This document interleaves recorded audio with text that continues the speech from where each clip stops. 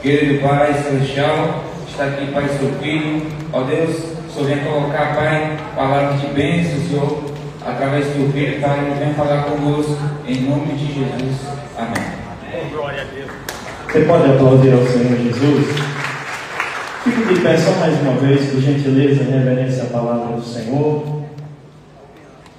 Evangelho de Jesus conforme a narrativa de Lucas. Lucas, capítulo de número 23, verso de número 39. Lucas, capítulo de número 23, versículo de número 39. Diz assim a palavra do Senhor. Faz um fundinho musical aí. Diz assim a palavra do Senhor: um dos malfeitores crucificados blasfemava contra ele, dizendo: não és tu o Cristo? Salva-te a ti mesmo e a nós também. Respondendo-lhe, porém, o outro repreendeu, dizendo: nem ao menos temes a Deus, estando sob igual sentença? Nós, na verdade, com justiça, porque recebemos o castigo que os nossos atos merecem, mas este nem o mal fez. E acrescentou: Jesus, lembra-te de mim quando vieres no teu reino. Jesus lhe respondeu: em verdade te digo que hoje estarás comigo no paraíso. Quem pode dar glória a Deus por esta palavra? Podemos assentar. Meu muito obrigado. Meus queridos irmãos, eu queria, com base nesse texto, em rápidas palavras, trazer uma reflexão cujo tema é revelações de Cristo na cruz a um ladrão. Revelações de Cristo na cruz a um ladrão. Meus queridos, de fato, muitas pessoas não entendiam, não compreendiam a missão de Jesus na terra. Havia muitas especulações acerca de quem era Jesus e qual era a sua missão. E para isto, para uns era bem claro, alguns conseguiam em rápidas e ligeiras expressões entender um pouco a respeito, mas para outros era complexo, era de difícil entendimento saber qual era a missão de Jesus e também quem era Jesus. É por isso que em Marcos capítulo 8, verso 27 a 29, está escrito: e saiu Jesus e os seus discípulos para as aldeias de Cesareia de Filipe, e no caminho perguntou aos seus discípulos, dizendo: quem dizem os homens que eu sou? E os seus discípulos responderam: uns dizem que és João Batista, outros dizem que tu és Elias, mas outros dizem que tu és um dos profetas. E aí Jesus olha para os seus apóstolos e diz: mas vocês, o que é que vocês dizem que eu sou? E então Deus vem com uma revelação do céu, e Pedro então tem um entendimento, porque Deus assim se manifesta, e ele diz: tu és o Cristo.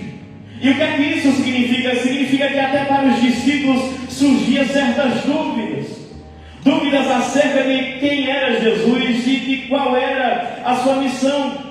Porque de fato, irmãos, eles esperavam um reino político poderoso em sua esfera militar, um reino político de aparência, que pudesse cativar as pessoas simplesmente pela aparência política de poder diante dos olhos humanos. Só que o que é interessante e é extraordinário, que aquilo que os apóstolos não conseguiram de fato até certo tempo ter a compreensão perfeita, aquilo que os doutores da lei não conseguiram ter a compreensão perfeita, aquilo que os fariseus, os rabinos da época não conseguiram ter a compreensão perfeita, a Bíblia diz que agora um homem que é rechaçado, que é excluído pela sociedade, que era tido como a escória, que era tido como um lixo da sociedade, vai receber esta revelação e esta compreensão do alto que os poderosos não recebem, os grandes não recebem. Este ladrão vai receber. A Bíblia diz que ele está na cruz agora crucificado ao lado de Jesus. E segundo o livro apócrifo de Nicodemos, considerado apócrifo e que não foi canonizado, não foi inserido na Bíblia Sagrada. No capítulo 9, verso 5, a título de informação, ele vai dizer que esses dois ladrões, um é Dimas e o nome do outro é Gestas. E que Dimas provavelmente foi aquele que olhou para Jesus e entendeu e recebeu do alto a revelação de Deus, que abriu os seus olhos e mostrou para este Dimas, para este que era excluído, para este que era rejeitado para a sociedade, o que muitos não conseguiram ver, que aquele que estava ali do seu lado era o Rei dos Reis e Senhor dos Senhores. Louvado seja o nome do Senhor Jesus. A Deus vai trazer revelações a este homem. Os olhos deste ladrão vão se abrir, mas não somente os olhos humanos, porque se o que tivesse aberto ali fosse apenas a visão humana, ele não teria visto, não teria compreendido, mas os olhos da alma, do entendimento e da compreensão vão se abrir. As portas dos céus se abriram sobre a vida dele, iluminando sua mente e mostrando muitas coisas, revelações de Cristo na cruz ao ladrão. Eu queria que você olhasse para quem está do seu lado e dissesse para quem está do seu lado o seguinte: hoje Deus, diga hoje Deus, vai nos revelar coisas extraordinárias. Só quem crê que Deus revela, dá uma glória a Deus bem forte. Louvado seja o nome do Senhor. Em rápidas palavras, quais são essas revelações? Quais foram as coisas que este ladrão viu, que os grandes, que os poderosos não conseguiram ver? O que foi que esse ladrão viu através do poder de Deus que muitos não viram? E que até mesmo os apóstolos tiveram dificuldades de ver. Em primeiro lugar, este ladrão teve um entendimento que, estando na mesma condenação de Jesus, ele entende que Deus é maior e que ele é o menor. Você pode dizer comigo: Deus é maior. Foi fraco, eu sei que vocês estão cansados, mas diga: Deus é maior e eu sou menor. Por quê? Porque no verso de número 42, queridos, a Bíblia vai dizer: e acrescentou e disse a Jesus: Senhor. Diga comigo, ele falou Senhor. O que é que isso significa? Significa que no verso 40 o ladrão diz: nem tu ainda temes a Deus estando na mesma condenação. Porém a Bíblia vai dizer que estando eles igualados, porque Jesus está sendo crucificado, eles também estão sendo crucificados, eles estão sob igual condenação. É cruz para os três. Aos olhos humanos está todo mundo debaixo da mesma sentença, igualado na mesma condenação. Mas a Bíblia diz que ele olha para Jesus e chama Jesus de Senhor. Por que ele chama de Senhor? Escute bem esta expressão Senhor no hebraico, é a palavra Adon, e no grego é a palavra Kyrios. E tanto a palavra Adon no hebraico como a palavra Kyrios no grego são usadas para descrever o título de Deus como sendo dono de todas as coisas. Ele olha para Jesus e diz: Senhor. Antes dele fazer a petição, lembra-te de mim. Antes dele pedir a Deus que não se esquecesse dele, ele diz Senhor. Ou seja, ele está dizendo: tu és o dono de tudo que existe, mas não só das coisas palpáveis e invisíveis, tu és dono também da minha alma. Louvado seja o nome do Senhor Jesus. O que este homem está dizendo é que a primeira coisa que ele olha para Jesus e vê, debaixo de uma revelação de Deus, é que aquele que está do seu lado não é mais um condenado, não é mais um malfeitor. Aquele que está do seu lado, mesmo estando sob igual condenação, é dono de todas as coisas, é dono do céu, é dono da terra, é dono de tudo. E este dono de todas as coisas também era dono da alma dele. Louvado seja o nome do Senhor Jesus. Ele está dizendo: tu és dono de tudo. Ou seja, de fato o ladrão está tendo a revelação que aquele que está ao seu lado é dono de todas as coisas, inclusive dele. E ele se coloca na posição de santo e desce no pedestal, aonde o outro que estava do outro lado não desceu. Porque o outro disse: tu não pode salvar nem a ti mesmo.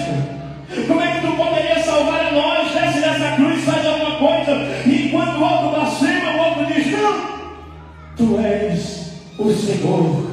Tu és Adão, tu és Tio, aleluia, tu és o dono de todas as coisas, aleluia. Naquele momento Dimas entende que Deus está logo ali do seu lado, e isso é grandioso. Sabe por quê? Porque ele não faz como aquele que blasfemava, ele não luta contra Deus, ele não resiste a Deus. Por quê? Porque ele tem entendimento que ele é maior, Deus é maior, Deus é poderoso, Deus é grandioso. Deixa eu lhe dizer uma coisa: não adianta você recalcitrar contra os aguilhões, não adianta você querer ir contra Deus, não adianta você ir para o seu sistema imperoso, arrogante, orgulhoso e querer se levantar contra Deus, não, porque todos nós somos pó, todos nós somos cinza, e Ele é que é grandioso. Quem pode glorificar o nome do Senhor Jesus? Tem crente aqui esta manhã, dá glória a Deus bem forte, louvado seja. Ele é Senhor, Ele é Adão, Ele é Filho. E aí vem Billy Graham e disse certa vez em uma de suas mensagens que o maior acontecimento da história não foi um homem subir e pisar na rua, se é que ele foi. O maior acontecimento da história é Deus descer e pisar na terra. Olha para quem está do teu lado e diz: Ele está aqui hoje, Ele está aqui hoje. Ele desceu e pisou na terra, e Ele não veio, aleluia, simplesmente para cumprir um plano governamental, militar, não. Ele veio para restaurar aquilo que se havia perdido, Ele veio para libertar aqueles que estavam cativos, Ele veio para transformar e salvar aqueles que estavam distantes e perdidos, considerados escórias da sociedade. Louvado seja.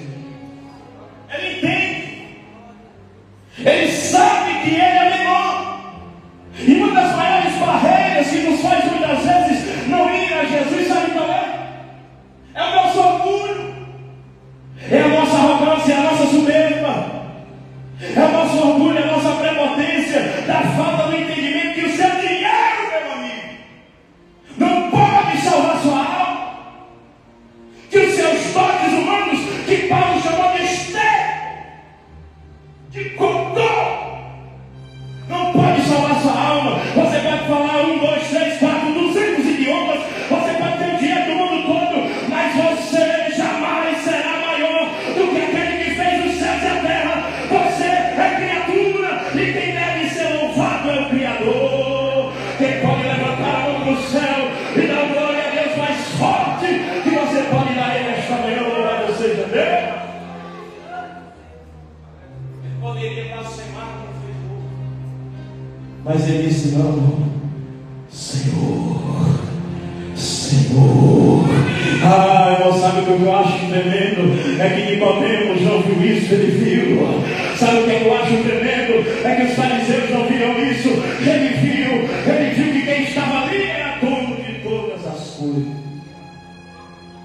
Mas a segunda revelação que esse homem recebe de um Cristo que está sendo crucificado, porque ele não vai receber estas visões de Deus vendo Jesus restaurar a visão dos cegos.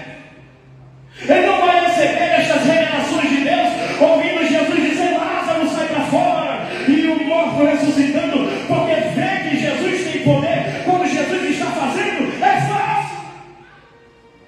Ele vai ter essas revelações vendo o homem morrendo, sangrando, sofrendo, mas ele vai ver os céus abertos e a revelação de Deus se achegando a ele. E aí a segunda coisa que ele entende é que há socorro de Deus para quem está guardado em suas memórias.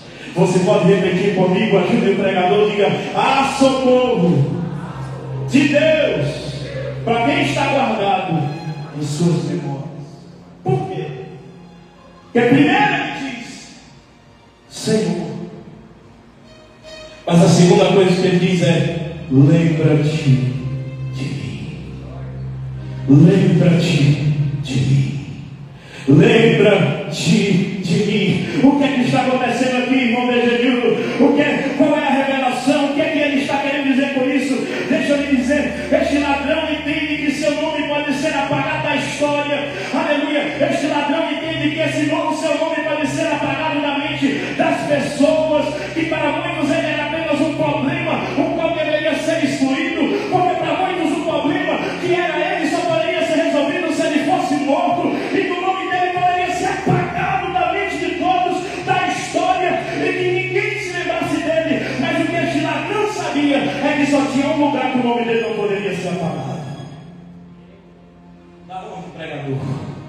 da memória daquele que é dono da nossa vida. Aleluia. Deixa eu dizer uma coisa para você: podem apagar o seu nome de tudo. Aleluia. Podem apagar o seu nome de todos os relatórios humanos. Podem apagar o seu nome de todos os pedestais, aleluia, construídos e conquistados na vida. Podem apagar o seu nome de qualquer jornal, de qualquer relatório. Agora tem um lugar que aqueles que subiram diante de Deus e que pedem a Ele socorro, o nome não pode ser apagado. É da memória do Senhor. E eu venho como profeta de Deus esta manhã para te dizer: não se angustie nem se entristeça se todos se esquecerem do seu nome. Ele não vai se esquecer. Quem pode dar glória a Deus bem forte? Aleluia. Ele não vai se esquecer do seu nome. Por quê, pregador? Porque lá no profeta Malaquias, capítulo 3, versículo 16, a pessoa que está escrito: então, coloca aí, filha, por favor, meu irmão, bota aí Malaquias 3, 16. Malaquias capítulo 3, verso 16. Quem pode glorificar o nome do Senhor Jesus? Dá lugar, Luciano. Aleluia. Está escrito: então, aqueles que temeram ao Senhor falaram frequentemente um ao outro, e o Senhor atentou e ouviu. E um memorial, quem pode dizer comigo memorial? Foi fraco, diga memorial. E um memorial foi escrito diante dele, diante de quem? O Senhor, para que os que temeram o Senhor e para os que se lembraram do seu nome. Quem pode levantar a mão para o céu e dar glória a Deus? Quem tem o Senhor, quem se lembra dele, tem memorial escrito, o seu nome está escrito lá, e não tem quem apague da memória dele. Quem pode aplaudir ao Senhor Jesus com alegria? Quem pode exaltar o nome do Senhor?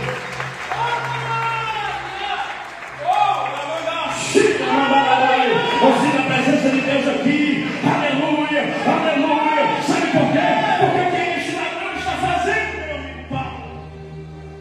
Alguém disse que ele está dizendo: Senhor, lembra-te de mim. O texto diz que aqueles que se lembram, que clamam, que pedem socorro, que temem ao Senhor, esses são escritos em um memorial diante dele. Aleluia. E eu posso te dizer até outra coisa: é que ele conhece o teu verdadeiro nome. E o teu verdadeiro nome não é o que teu pai te deu, não é o que tua mãe te deu, porque você tem uma identidade que só ele conhece. E a Bíblia diz que quando nós chegarmos lá, nós saberemos o nome verdadeiro, aquele que só Deus conhece.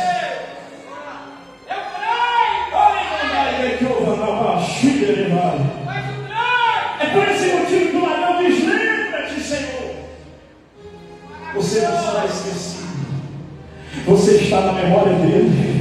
O salmista no Salmo 27, verso 10 diz: porque se meu pai e minha mãe me desampararem, todavia o Senhor não me esquecerá. Aleluia. Charles Spurgeon disse: aquele que conta as estrelas e as chama pelo nome, não corre o risco de esquecer-se dos seus filhos.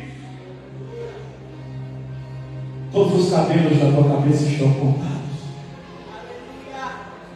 Deus sabe de todas as coisas da tua existência, conhece você melhor do que você se conhece. Como você acha que aquele que olhou para os seus filhos e disse: não andeis ansioso pelo que haveis de comer ou de beber, mas lembrai-vos que o seu Pai cuidará de todas as coisas. Você acha que ele vai esquecer de você? Ajuda o pregador nessa manhã, olha para quem está do teu lado e diz: ele não se esquece de ti. Ele não se esquece de ti. É por isso que ontem tu foi para a festa, aleluia, chegou em casa de ressaca, mas hoje você está aqui nesta manhã para ouvir Deus falar contigo e dizer: eu não me esqueço de você. Pregador, o que eu preciso fazer? Apenas clama a Ele, faz como o ladrão da cruz e diz: Senhor, e o teu nome será escrito no memorial. Quem pode glorificar o nome do Senhor Jesus? Mas eu quero ainda continuar terceira coisa que este ladrão vê, a terceira coisa que este ladrão enxerga, esta revelação, é que a vida não termina quando os nossos olhos se fecham. Você pode dizer comigo, ajuda a gente a evangelizar esta manhã, diga, a vida não termina. Foi para diga, a vida não termina quando os nossos olhos se fecham. Por que, irmão Neginho? Todo verso 42 aqui. Primeiro ele diz, Senhor, significa água, queridos. Depois ele diz, lembra-te de mim. Mas ele termina o versículo dizendo, quando vieres, tem crente aí na glória, vieres, quando vieres, aleluia. Pregador, o que ele está dizendo é que a terceira coisa que ele entende ao olhar Jesus na cruz é que a vida não termina quando seu coração para de bater, não termina quando seus olhos se fecham. Por quê? Porque uma das coisas, irmãos, que o inimigo mais tem investido nos últimos tempos é a ideia de que quando nós morrermos, acabou. Que é só enterrar e pronto. Eu já vi um monte de gente dizer, não, a vida é só aqui, quando morrer, acabou. Quando eu morrer, pode enterrar no fundo do quintal, quando eu morrer, pode colocar em qualquer lugar, não estou nem aí, acabou. Deixa eu dizer uma coisa, é mentira. É fake news. A vida não termina quando os olhos se fecham. A vida não termina quando o coração para de bater. Por quê? Porque este ladrão vai ter esta revelação diante do Cristo e ele faz planos. E os planos deste ladrão é para um futuro da qual a sua existência na terra já teria acabado. Ele sabe que dentro de alguns momentos ele vai ser morto, asfixiado, porque a morte por cruz era por asfixia. Ele sabe que daqui uns minutinhos ele vai morrer, aleluia, e ele poderia ter na sua mente a concepção de que morreu, acabou, mas ele está morrendo, mas está olhando para Jesus o Cristo e fazendo planos. Quais são os planos dele? Ele está dizendo que aquele que está do seu lado, aleluia, tem um reino, que ele é rei, aleluia, e esse reino não é na terra, esse reino não é daqui, esse reino não é de coisas palpáveis, visíveis, terrenas e medíocres e mesquinhas desta terra. Este reino, aleluia, é o que a Bíblia chama de novos céus e nova terra. E a Jesus diz, Senhor, lembra-te de mim quando vier.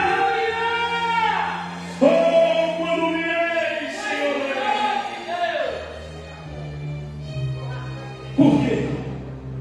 Aí vem um grande evangelista do século passado dizer, Billy Graham, a morte não é o fim, mas o começo de uma nova dimensão de vida. Aleluia! Uma nova dimensão de vida eterna. Aleluia! Pela sua ressurreição de Jesus dentre os mortos, Jesus demonstrou que existe vida após a morte. Você pode me dizer que é ateu, ateia, à toa. Você pode me dizer que é tudo. Agora, uma coisa que você não poderá negar é que quando os seus olhos fecharem, você vai ter que se encontrar com o Criador que fez os céus e a terra. Mas este ladrão, ele não espera os olhos fechados. Este ladrão, ele não espera o coração parar de bater. Porque enquanto os teus olhos estiverem abertos, enquanto o teu coração estiver batendo, ainda há esperança. Aleluia. Você pode até ter raiva da palavra, você pode ter raiva do pregador, pode ter até raiva desses crentes lá dentro, mas eu vou lhe dizer uma coisa: pode ter raiva e pode até se revoltar. Agora você não poderá evitar que a sua vida é rápida, é passageira, é uma vela velha, é um fogo que pode se apagar amanhã e que você não poderá evitar se encontrar com ele. Não. E quando os seus olhos se fecharem, Não tem Maria, não tem José, não tem Francisco, não tem intercessor. Aleluia. Tem até uma música que diz que o povo acompanha até o cemitério como se o camarada fosse vivo no caixão. Irmão, tem negócio de cemitério, nem velório não. Morreu. A Bíblia diz que segue-se o juiz. A pergunta é: aquele ladrão não teve ninguém para pregar para ele. Ele viu com os olhos e a revelação que desceu do alto. Mas hoje eu estou pregando para você, para lhe dizer que não importa o estágio da sua vida, não importa se você, aleluia, está vivendo o pior momento como este homem estava vivendo, o pior momento da sua existência, os minutos finais da sua existência, não importa onde você está. O que importa não é como começa, é como termina. Quem crê nisso comigo? Quem crê nesta palavra comigo? Aleluia. Pregador, mas a minha vida está toda torta. Pregador, Jesus não me quer não. Aleluia. Pregador, você não sabe o que foi que eu fiz. Você não sabe quais foram as minhas ações. Ei, meu irmão, Jesus está salvando um ladrão. E sabe o que este ladrão disse antes de pedir misericórdia? Ele disse: nós estamos aqui porque nós merecemos. Deixa eu dizer uma coisa para você. Eles não eram santos, não. Eles estavam ali porque tinham errado muito na vida mesmo. Eles estavam ali porque tinham tropeçado muito na vida mesmo. Eles estavam ali porque eram errados mesmo. Porque não existe pecado nenhum maior do que a graça, do que o amor e do que a misericórdia de Deus na nossa vida. Eu não sei o que você fez ontem de noite. Eu não sei o que você fez no verão passado. Mas uma coisa eu sei: que Jesus te ama e que Ele deseja você como Ele por toda a eternidade. Quem pode dar glória a Deus por isso? Quem pode exaltar a Deus por isso? Eu tinha muita coisa para falar, mas o tempo já se foi. Fique de pé em nome de Jesus. Se você deseja fazer hoje como fez este ladrão, e olhar para Jesus e dizer: Senhor, eu preciso de Ti, e dizer: Senhor, lembra-te de mim, Senhor, tem misericórdia de mim, lembra-te de mim, Senhor, eu quero mais uma oportunidade na minha vida, Senhor, eu quero recomeçar. Este homem, ele não teve mais tempo na terra, o tempo dele agora foi na eternidade com o Senhor.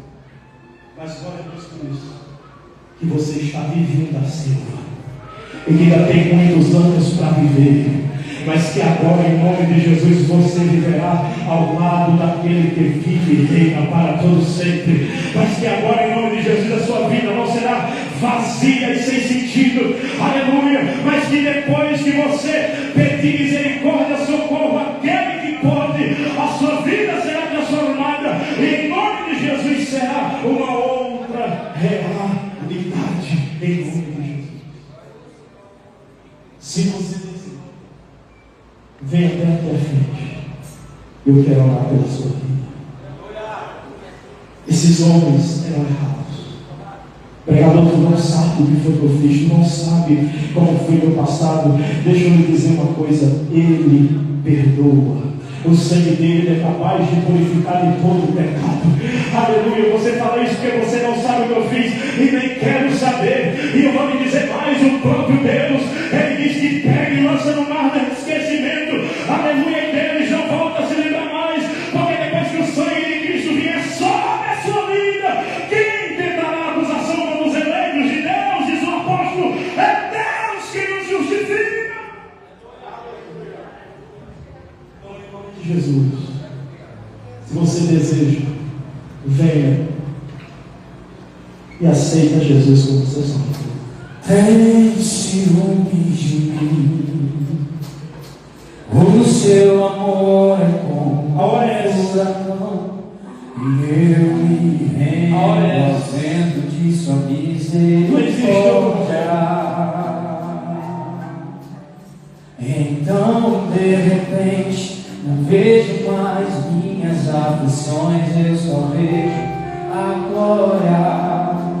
Percebo quão maravilhoso Ele é e o quanto que Ele me quer. Oh, Ele me amou. Quem será o primeiro? Oh, Ele me ama. Ele me amou. Tem ciúme de mim. O seu amor é como um furacão.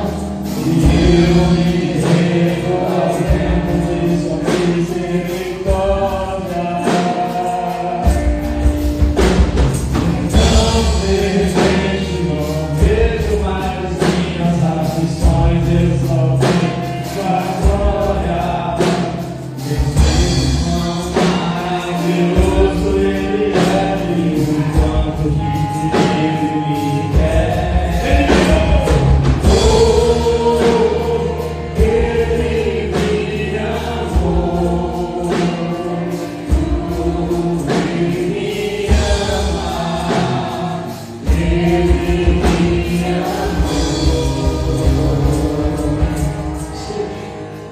Alguém aqui que deseja? Se você deseja aceitar Jesus, eu não tenho mais tempo. Você é considerado. Venha que eu vou orar pela sua vida. Em nome de Jesus. Alguém? Você que se sentiu tocado. Se você deseja, venha que eu oro em nome de Jesus. Eu vou contar até 5. Se você desejar, pense. 1, 2, 3, 4 e 5. Feche seus olhos, coloque a mão sobre o seu coração. Pai, nós te agradecemos. Te agradecemos porque, assim como aquele homem, nós recebemos a revelação, Senhor, de que Tu és o Filho de Deus. E é por isso, Senhor, que a nossa vida é aos Teus pés. Não em prol do nosso próprio ventre, não em prol dos nossos próprios desejos, mas é com todas as nossas falhas, todos os nossos erros, tentar ao menos Te agradar e louvar o Teu nome. Agora abençoe este povo. Que esta palavra, Senhor, possa ser cravada em seus corações, que possa ser arraigada e que a seu tempo ela possa frutificar. É o que nós te pedimos, em nome de Jesus. E todos dizem amém e aplauda Jesus. Deus abençoe. Boa semana em nome de Jesus.